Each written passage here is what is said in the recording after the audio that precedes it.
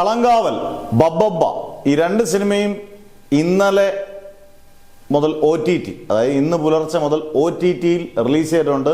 ഒന്ന് സോണി ലൈവിലും മറ്റേത് C5ലുമാണ്. നമുക്കറിയാം പല സിനിമകളും, ചില സിനിമകൾ അതിഗംഭീര സിനിമകൾ ചിലപ്പം OTT പ്ലാറ്റ്ഫോമിൽ കാണുമ്പം ചിലപ്പോൾ മോശമായിട്ടും, മോശം സിനിമകൾ ചിലപ്പം കാണുമ്പം ഈ പറഞ്ഞ പോലെ അതിഗംഭീരമായിട്ടൊക്കെ തോന്നും. അത് ഓരോ രീതിയിൽ പ്രേക്ഷകൻ്റെ അഭിപ്രായമാണ്. നമുക്കറിയാം ഇപ്പം ഡൊമിനിക്ക്, ഞാൻ കണ്ടപ്പോൾ എനിക്ക് ഡൊമിനിക്ക് അത്യാവശ്യം എനിക്ക് ഇഷ്ടപ്പെട്ട സിനിമ, അങ്ങനെ തന്നെ ഞാൻ റിവ്യൂ എൻ്റെ എടുത്തത് സിനിമ തിയേറ്ററിൽ കാണുമ്പോൾ. എന്നിട്ട് ഒരുപാട് പേര് അതിൻ്റെ നെഗറ്റീവ് പറഞ്ഞത് OTT എടുക്കാൻ ആളില്ലാത്തതുകൊണ്ടാണ്. പക്ഷേ OTT വന്നു കഴിഞ്ഞപ്പോൾ ആ സിനിമ തരക്കേടില്ല, കുഴപ്പമില്ലാതെ കണ്ടുകൊണ്ടിരിക്കാം, വൺ ടൈം വാച്ചബിളായിട്ട് എന്തായാലും കണ്ടുകൊണ്ടിരിക്കാം. ആ കഥാപാത്രം മമ്മൂട്ടി നൈസായിട്ട് ചെയ്തിട്ടുണ്ടെന്ന് പറഞ്ഞു.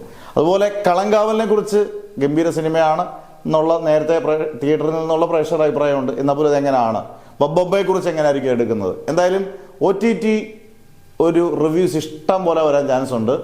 എന്തായാലും നമുക്ക് കാത്തിരിക്കാം ഏതൊക്കെയാണ് ട്രോൾ മെറ്റീരിയലായിട്ട് മാറുന്നതൊക്കെ നമുക്ക് കാത്തിരിക്കാം.